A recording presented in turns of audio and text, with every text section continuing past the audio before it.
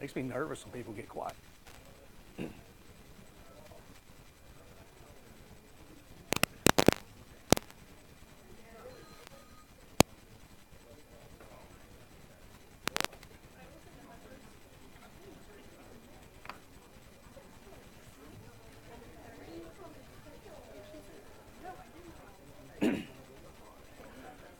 All right, let's go ahead and get going today.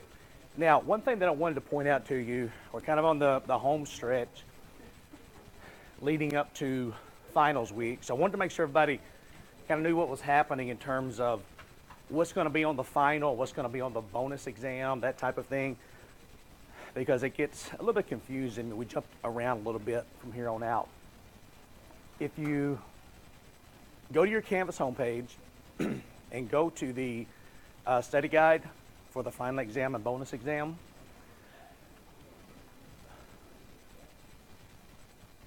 what it's going to do, it's going to show you, first of all, chapters on the final exam, chapter 6 and 7. Okay, so bond valuation, stock valuation. Also, you'll see the first 6 slides from chapter 10 and slides from chapter 11 are going to be on the final exam. Okay, and then on the bonus exam, it's going to be slides, chapters from chapter 10, slides 7 through 30, and then chapter 12. So I just kind of wanted to make sure that as we start going through this, today what we're going to do is we're going to cover this information, okay, from chapter 10 and chapter 11. And then probably next week, we might actually have to move over to Tuesday, but then next week we'll start on the bonus test material. So we have, after today, 2 weeks of class left? Is that right? Before finals? Okay. So, and again, we'll talk more about this a little bit later as finals get closer. Now, of course, as I mentioned before, on the day that you have your final exam, you're going to have 2 tests. You're going to have your regular final exam. It's going to be 50 questions, just like you've been having. And then you're going to have what's called a bonus test. It's going to be 15 questions, as it says here, 15 multiple choice questions. You can't hurt yourself by taking this test. Any of those questions that you get correct count 1 point added to your final exam score. Okay? Not your final average, your final exam score.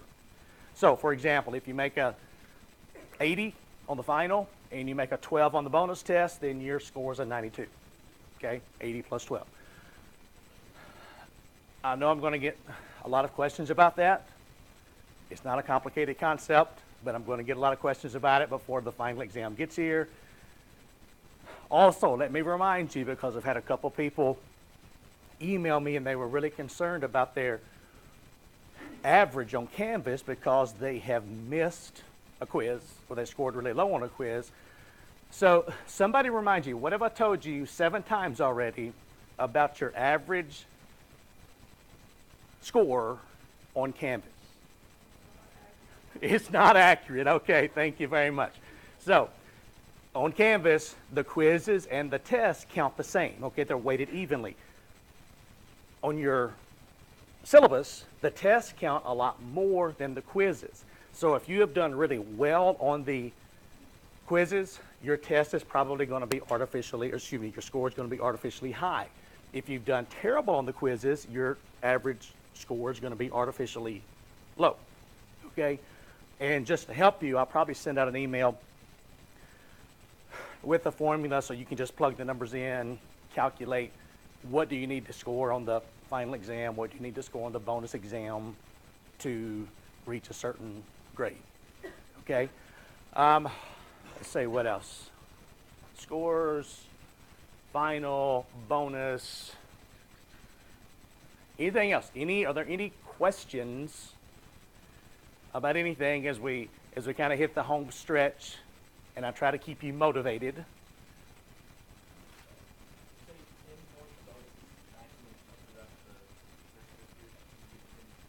10 points. So two 5-point opportunities. So one will be added to test 1, one will be added to test 2. Other questions? All right. Then let's jump into the first 6 slides of chapter 10. And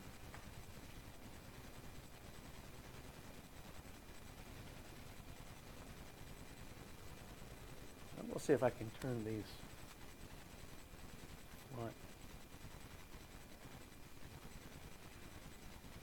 Okay, if you promise me not to go to sleep, we'll try this. It's a little bit easier to see. All right, now, what we're doing is, so far, we've talked about bond valuation, chapter 6. We've talked about stock valuation, chapter 7. We talked about bonds as investments in chapter 6. We talked about stocks as investments in chapter 7. What we're doing now is we're kind of switching gears a little bit, and we're jumping into what's called capital budgeting. So capital budgeting is pretty much going to take us the rest of the way through the semester. It kind of jumps around. So chapter 10 covers capital budgeting. Chapter 11, somewhat, some capital budgeting. Chapter 12 talks about this a little bit. And so what we're going to do for the first 6 slides in chapter 10 is we're simply going to talk about definitions. I mean, that's all there is in the first 6 slides, definitions. Because when we're talking capital budgeting, there are some terms that you need to be familiar with so that you can actually understand what we're discussing as we get to the calculations. Now, when we get to slides 7 through 30, we're going to be using our financial calculators to help us determine if a project is a good investment or not for a corporation. Now, let's look at some of these definitions first. First thing here, capital budgeting. It says capital budgeting is the process of evaluating and selecting long-term investments that are consistent with the firm's goal of maximizing shareholder wealth. So, okay, what does that mean? In simple terms, what that means is simply capital budgeting is where we analyze expensive investments by a corporation to determine, hopefully before we spend the money, is it a good investment or is it not a good investment? Because what we're trying to do is, as we talked about way back in chapter 1, we're trying to maximize shareholder wealth. Now, an example of this, I mean, it can be anything. It can be, now we call these projects, okay? But a project could be a farmer analyzing the purchase of a new tractor. So, do they need to buy the new tractor? Do they not need to buy the new tractor? Of course, tractors are expensive. You can spend, you can easily spend $250,000 on a tractor, or a combine, or a grain bin. If you're a manufacturer, maybe you're analyzing adding another piece of machinery to your current manufacturing facility. That would be a capital budgeting analysis. You might analyze building a new factory. Maybe you're spending $150 million on a new factory, but you will know beforehand, if possible, is that a good investment? Is it not a good investment? So when I use the term project, that's just kind of a generic term for typically an expensive investment by a corporation, or could be an individual. Now, a couple of different terms here, capital expenditure versus current expenditure. A capital expenditure is an expenditure expected to produce benefits for more than 1 year, and it's typically a large cost expenditure. So for example, the factory that I mentioned, the tractor that I mentioned, the combine that I mentioned, those are capital expenditures. They're going to produce a benefit for more than 1 year. Now, I guess we can make the argument that as a corporation, if I purchased a computer mouse, that it's going to last for more than a year. The problem is, I'm not going to pay some highly trained and very expensive financial analyst thousands and thousands of dollars to analyze the purchase of a $10 mouse for my computer. Okay? But if I'm going to spend $1 million, 250,000, 150 million, whatever, then yes, it would be worth the expenditure to analyze that project to the best of our ability. Also, the next definition, a current expenditure, or what's called an operating expenditure. This is simply a short-term expenditure expected to produce benefits for less than a year. In these, typically, we don't go through the capital budgeting process because normally they're smaller in dollar amount, and we're not really that concerned because we don't have to worry about what's going to happen 2, 3, 4, 5, 10, 20 years into the future. We're just looking at 3 months, 6 months, 9 months into the future, whatever it might be. So those are 3 terms that you need to be familiar with. This is the capital budgeting process. Now, you don't have to memorize all of these, just kind of know in general what this process is. Okay, so let me kind of take you through this step by step.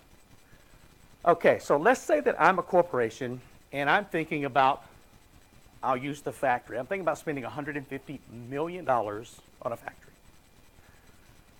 Okay, so first thing, number 1, proposal generation. That is determining, do we need the factory? What size, how many employees, what are we going to make? All of that stuff, okay? Proposal generation. Step 2, review and analysis. It says financial managers perform a formal review and analysis to assess the merits of the proposal. So we're going to get everybody together. We're going to take a look at it, and we're going to go through capital budgeting techniques, which are going to be slides 7 through 30. Things like internal rate of return, net present value, payback period. Those are things that we're going to calculate later in chapter 10. We're then going to make a decision as to, yes, we're going to undertake the project. No, we're not going to undertake it. We're going to implement it. And then number 5, which is really important, and a lot of people forget this, is follow-up. That is, we take a look at our analysis after we've done whatever it is we're going to do to determine how accurate were we. You know, were we pretty close? Were we way off on the numbers? That type of thing. So again, the capital budgeting process, 5 steps,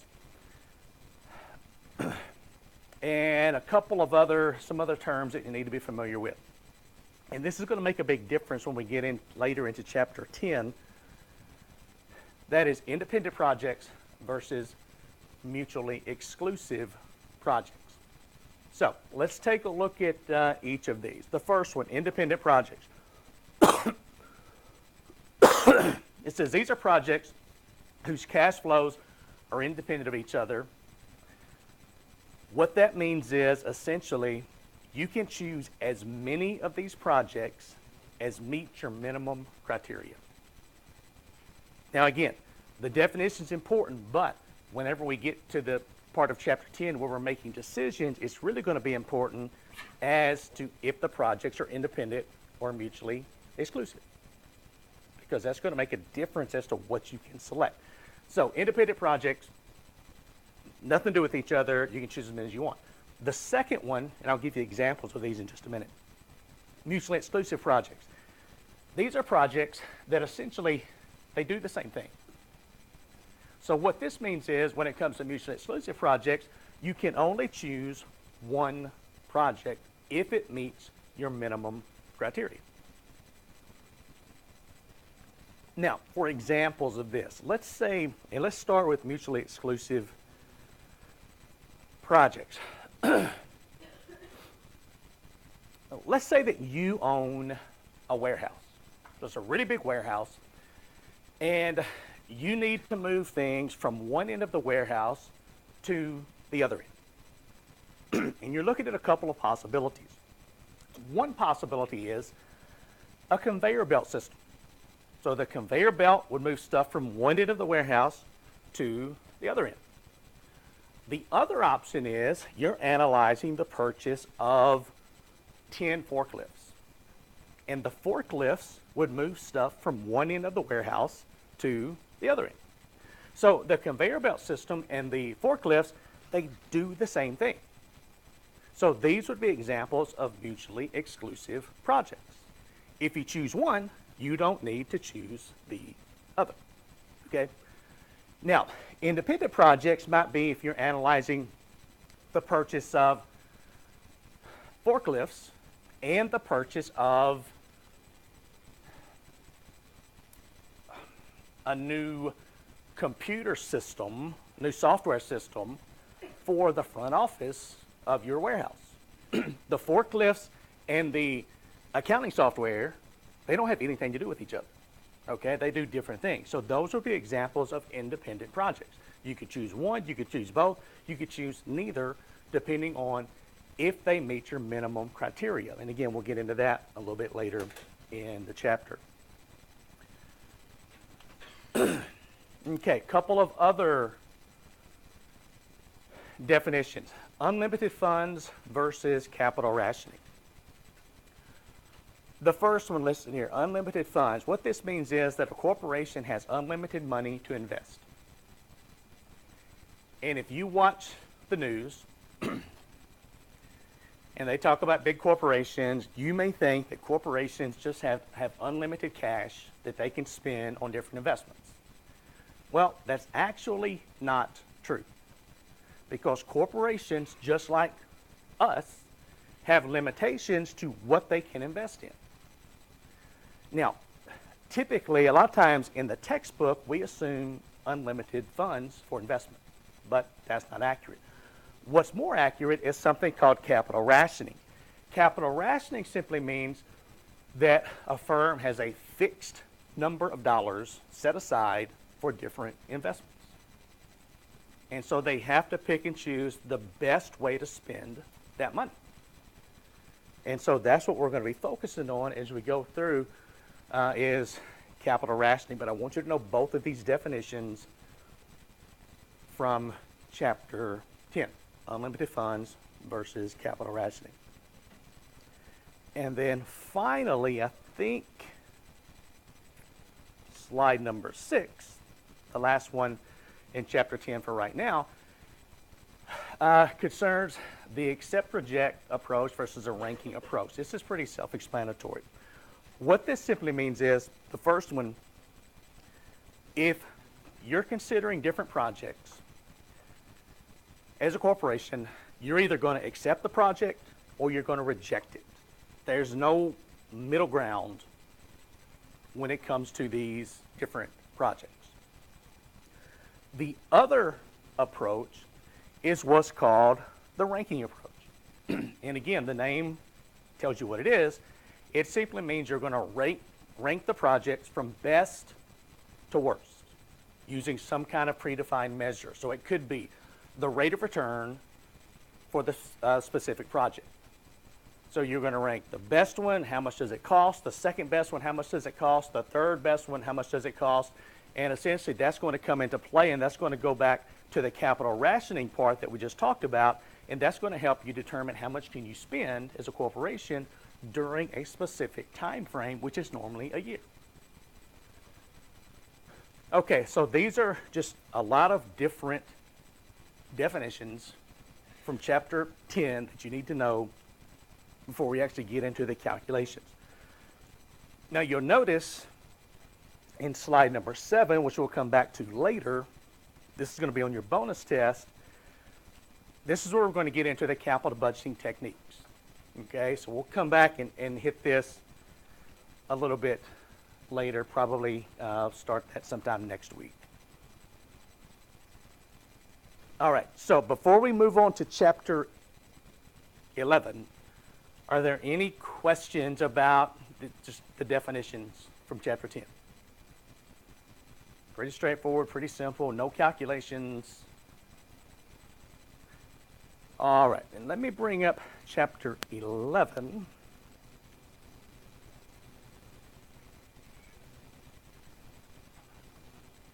And you'll notice, if we go back, I mean, there aren't many slides in chapter 11. Okay, there's 8 total slides.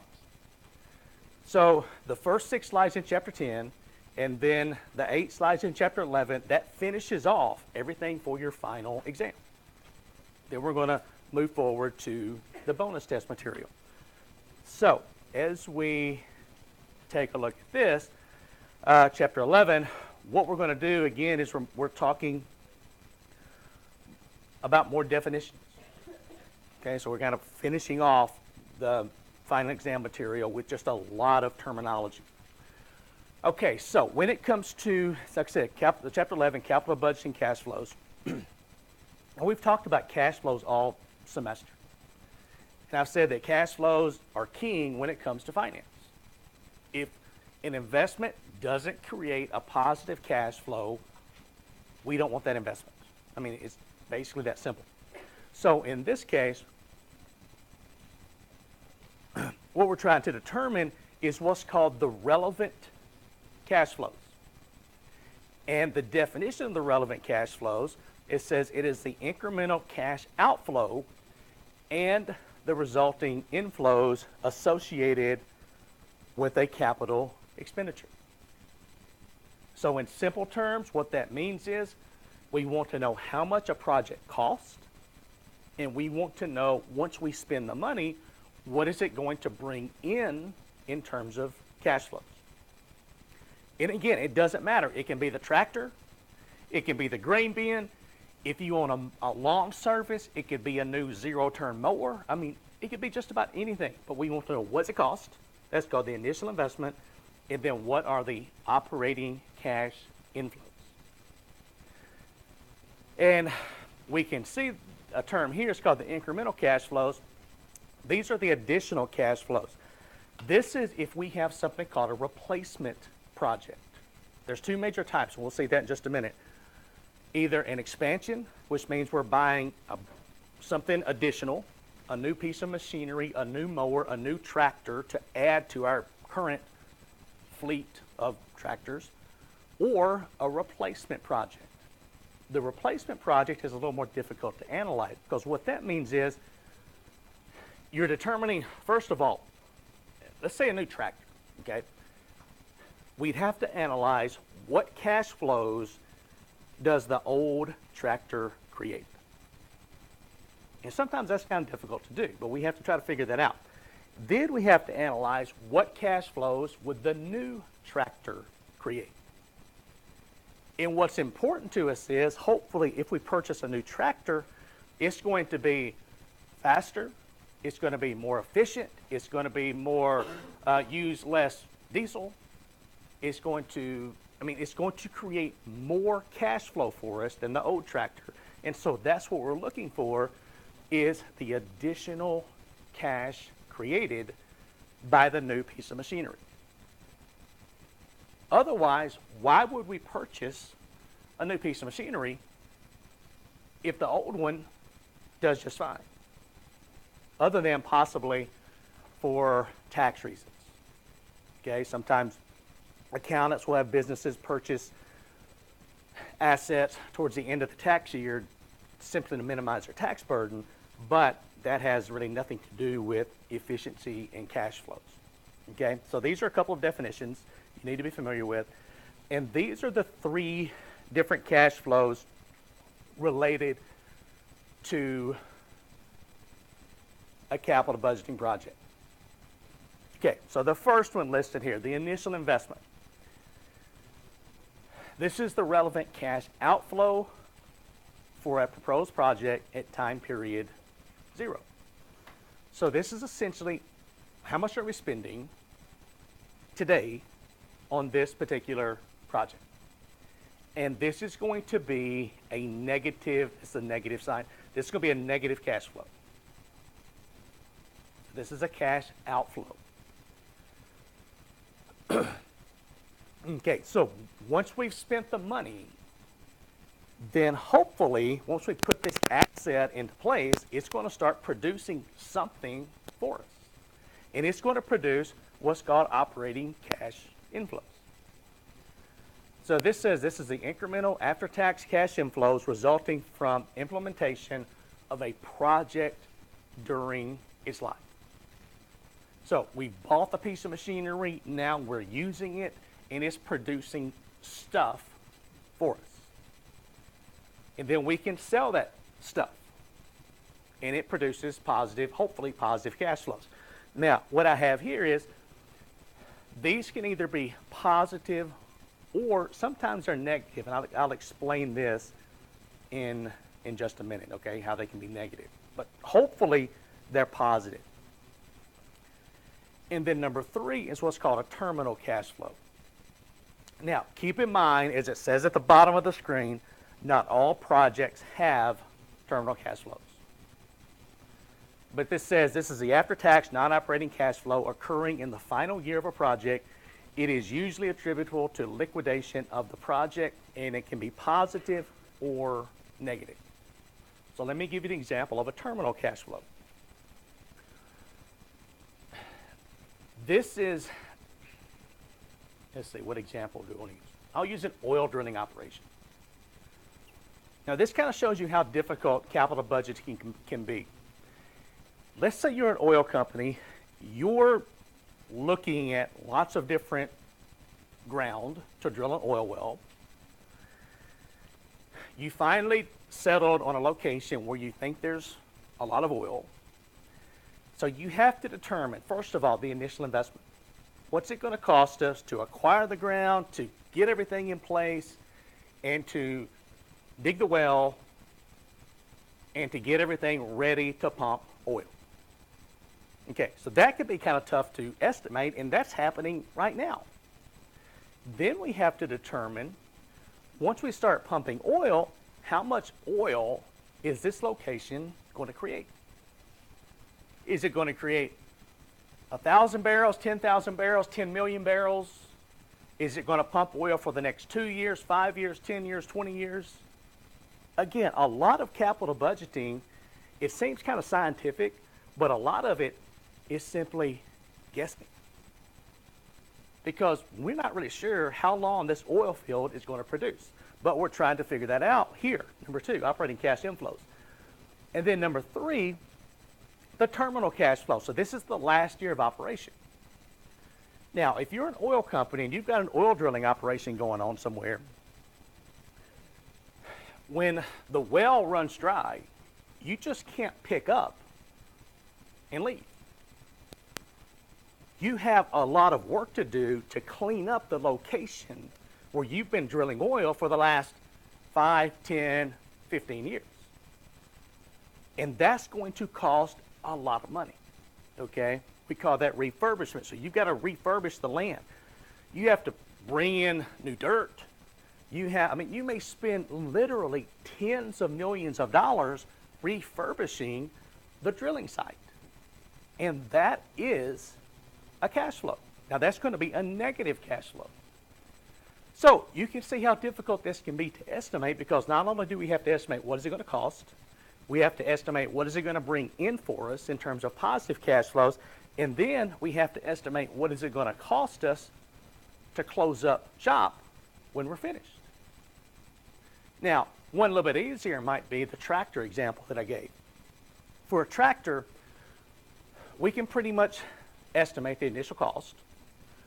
We can probably estimate the useful life of the tractor, what's it going to do for us, and then we might know, we can guess maybe 5 years down the road when we're going to sell this tractor, what is it worth? Because if we sell the tractor, that's going to be a positive cash flow if it has some value left. Okay, and if we don't have to pay somebody to come take the tractor and drag it to a recycler, okay, then that would be a negative cash flow. So again, not all projects have terminal cash flows. But if they do, they can be positive or they can be negative. And this is a timeline showing sort of what these cash flows would look like. Now, this is a fairly simple project. This is a $50,000 project. This is the cost. So it's going to cost $50,000 today. And then you can see the cash inflows that we expect to occur over the next 10 years.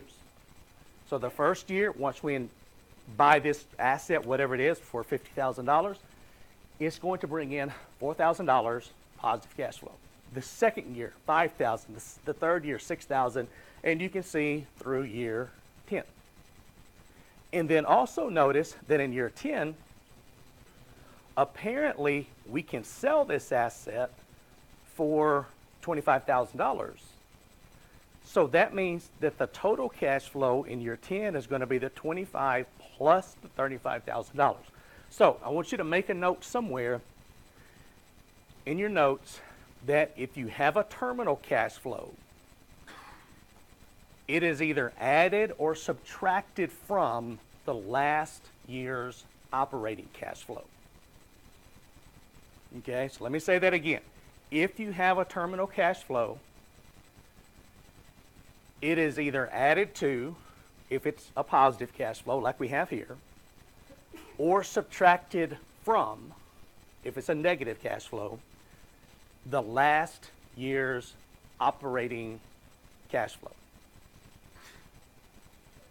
And that's going to come in handy a little bit later, okay?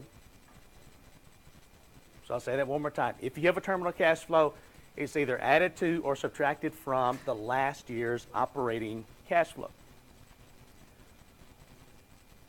Okay, but is everybody kind of following this?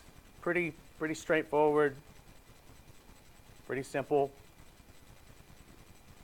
And again, this may, you may look at this, you may think, well, why is this even important? Why should we concern ourselves with this? Well, again, if you're now this is just a $50,000 investment, but what if it's a $50 million investment or a $500 million investment? And remember, you're spending stockholders' money. So if you're building a factory outside of Murray, Kentucky, and 3 years after you built the factory, you realize, wait a minute, labor costs are a lot higher than we thought they were going to be. So that's going to cut down on our operating cash flow. Transportation costs are a lot more expensive than we had budgeted. So that's going to cut down on your operating cash flow. The labor pool available to us, we don't have enough people with the right skills to hire for our factory, so we're having trouble hiring people, so that's a problem for us. So you don't want to find out all of these negatives 3 years after you've spent $100, $200, $300 million. That's the wrong time to find that out. The time to find it out, hopefully, is before you've actually spent the money. Now, again, it's not always a perfect science, but that's kind of why we're looking at this. And as we go through the calculations a little bit later, you'll see some different methods that we can use to help us determine, is it a good investment or is it not a good investment? Now, you could do something like this for your college education. For you, your college education is a capital expenditure. You're spending a lot of money right now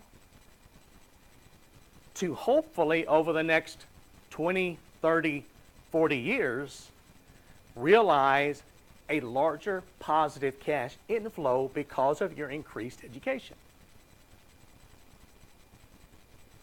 Now, let me ask you this. Do you think you're going to get back more than what you spend on your college education as compared to a high school diploma? Numerically, do you think you're going to make more than if you said, I'm not worried about college, I'm not going to college, it's going to cost me whatever, $50,000, $60,000 over 4 years? Are you going to make that much or more with a college degree compared to a high school diploma? Yes, no, you haven't thought about it. If you haven't, you probably should think about it. Okay, statistically, I mean, a lot of people look at this, and yes, you will make your money back. So this would be a good capital budgeting project. You sitting here, believe it or not, is a good capital budgeting project. What about a master's degree? If you decide to get a master's degree, you think you're going to make back more than it's going to cost you. And let's think about this for a minute. What costs would you include if you decide to get a master's degree?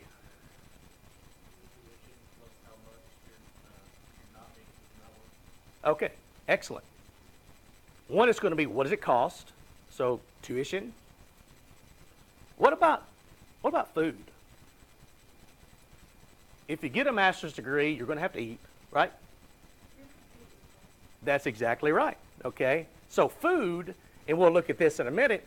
Food is a cost that you're going to do no matter what, so we wouldn't include that in our analysis. What about clothing?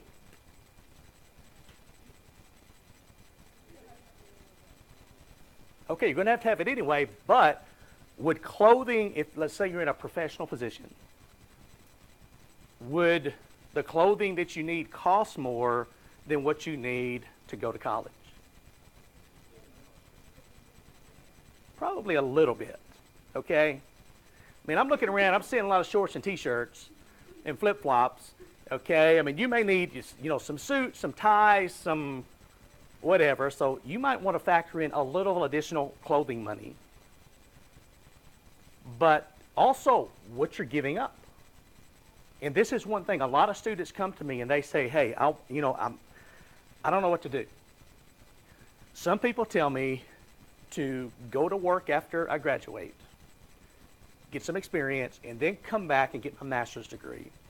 Some people tell me to go ahead and go straight through and get my master's degree and then go to work full time. What's the best decision?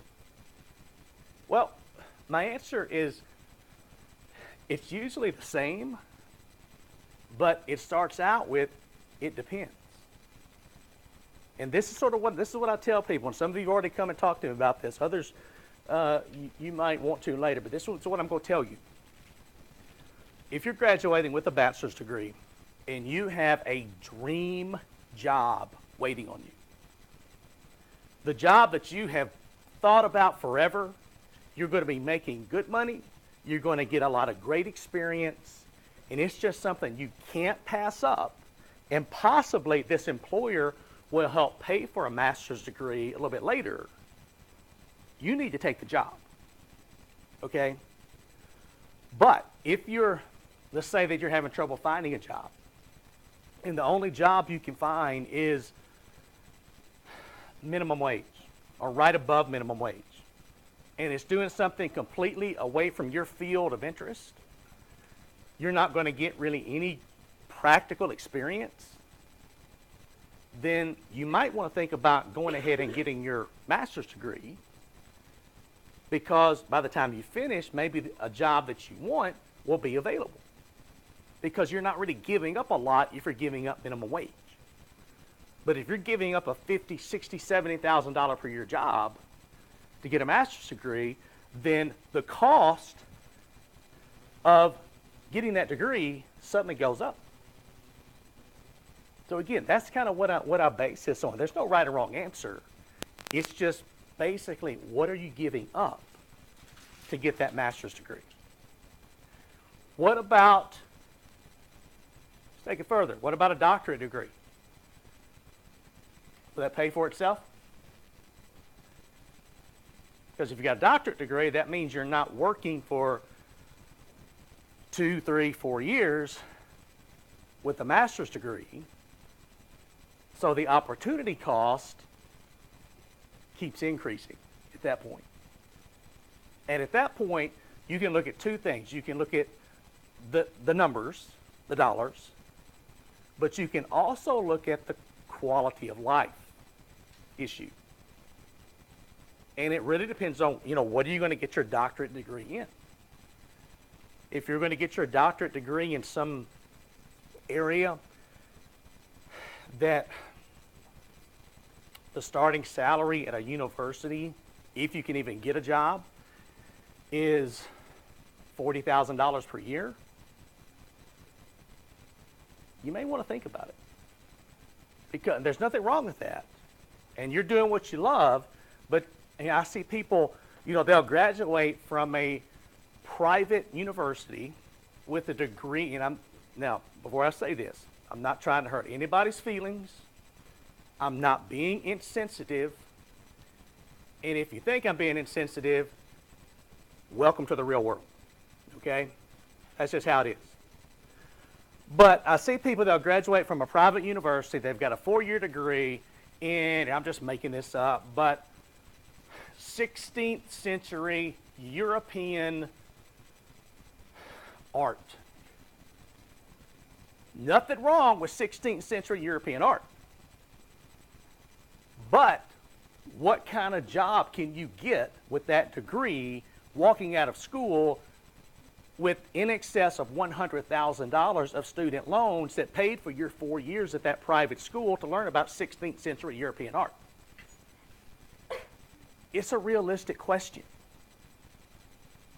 And first day of class, I told you in this class, you need to do what you love to do. But there has to be some reality in that. Yeah, somebody's got to study 16th century European art. But realistically, you have to ask yourself, what kind of job can I get? Can I get a job at a museum, making a little money? If you can, that's great. But the problem is, a lot of times for those types of jobs, there may be 300 applicants for one job. So again, I'm not knocking any majors on any campus. I just see these horror stories of people, and a lot of times they're complaining. There's students who are saying, I graduated, I'm $150,000 in debt, I can't find a job, the higher education system is broken. Well, question one is, what'd you get your degree in? You have to be realistic. Is it something that's going to be helpful? Is it something where jobs are available? If it's not, that's not the higher education system's fault. That means you should have studied a little bit and looked, maybe gone to the Career Services Center to see what kind of jobs are available. Is that making sense? I mean, I'm not trying to not college students. I love college students. I love all of you, okay? But you have to be realistic, and you're in here, okay? I mean, I'm not saying this is the best class or the best major ever, but if you're a business student, there are jobs out there. If you're a information system student, if you're an accounting student, management, marketing, I've got some ag business students in here. There's jobs out there in those fields. You have made a good choice. I'm not saying right away you're going to get your dream job, but there are jobs out there. You may have friends in other disciplines, and maybe you've talked to them. You've said, hey, what are you going to do after you graduate? And they kind of look at you thinking, oh man, I should have thought about that. What am I going to do when I graduate? Seriously, there's life after college. I'm going to stay here as long as I can. I'm going to borrow as much money as I can. And then I'm going to try to figure out how to pay it off with my whatever degree. Okay, so realistic, your college education is a capital budgeting project, believe it or not. And I think most of you are in really good shape. Okay, I'm not knocking student loans. I'm not knocking anything because that's necessary today. College is expensive. But hopefully your bachelor's degree is going to pay for itself, your master's degree is going to pay for itself, and if you decide to get a doctorate degree in an area where there are jobs, it's going to pay for itself. Okay? All right, so that is my career 101 rant. Okay? I won't call it a rant, I'll call it a lecture. Okay? All right, so we talked about this a little bit earlier. Expansion projects versus replacement projects. Don't worry, and I'll go ahead and tell you, don't worry about writing all this stuff down, okay? What I want you to know is simply, let me jump ahead really quick, I'll come back. Okay. Know that the two major types of capital budgeting projects, replacement and expansion. Now, just like the name implies, replacement means you're replacing one asset with another asset. Expansion means you're adding on to what you already have. And what I want you to write down is expansion projects are easier to analyze than replacement projects. Expansion projects are easier to analyze.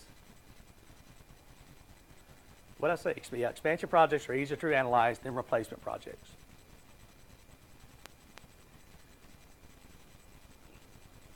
And the reason for that is simply, if you have an expansion project, that means you just have one asset and one set of cash flows that you have to analyze. An additional tractor, an additional lawnmower, an additional factory. But if it's a replacement project, you have to analyze the cash flows of what you're buying, and you have to analyze the cash flows of what you're getting rid of.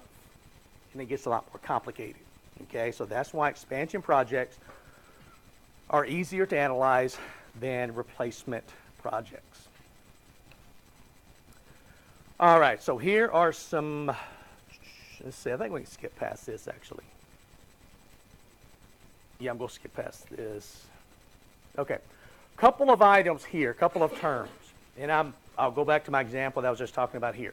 Sunk costs and opportunity costs. You're going to see this definition on the final exam.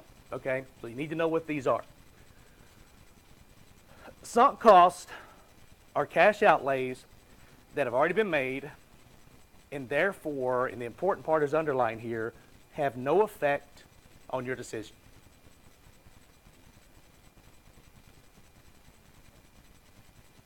Sunk costs, cash outlays that have already been made and have no effect on your decision. So as it says here, sunk costs should not be included in a project's incremental cash flows. That was the example that I gave earlier when we're talking about an education versus staying in school, and we talked about clothing costs. Whether you're in school or whether you're working, you're going to have to buy clothes. You're going to have to eat. So that's something you really don't have to include, other than, as I said, you may have to buy more expensive clothes and spend more on clothing if you're in a professional position versus as a college student. Okay? The other definition listed here is what's called an opportunity cost.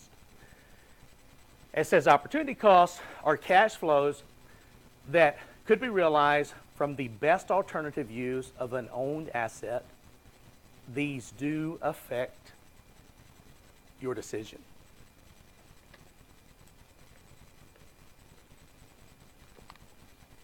Okay, so cash flows that could be realized from the best alternative use of an owned asset. These do affect your decision.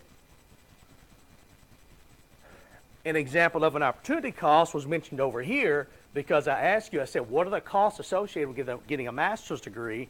And you said that the tuition and the job you're giving up to get your master's degree. So that job you're giving up, this is what would have been realized if you had not undertaken getting a master's degree. So you have to include lost wages in your analysis. And it says here, opportunity costs should be included as cash outflows when one is determining a project's incremental cash flows. So what I want you to know is, know the definition of each of these. Know that sunk costs are not included in the analysis. Opportunity costs are included in the analysis. All right, and finally, let's see here. Okay, and this is just an example of this, so we won't really go through a lot of this, but this is talking about a company purchasing a new drill press. And it's retrofitting it with a computerized control system. The obsolete equipment could be sold today for a high bid of $42,000, but without the computerized control system, it's worth nothing. So this basically just kind of walks you through an example of sunk costs versus opportunity costs. Although I think probably the example that I gave you of your master's degree and what you give up in terms of wages if you decide to get an advanced degree, that's probably a little bit easier to understand. All right, so are there any questions? That is chapter 11. 8 slides from chapter 11. Are there any questions about the first 6 slides from chapter 10 or the 8 slides from chapter 11?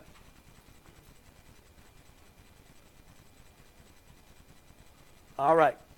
Have a safe weekend. I will see you back here on Tuesday to start talking about information regarding they'll be on your bonus exam.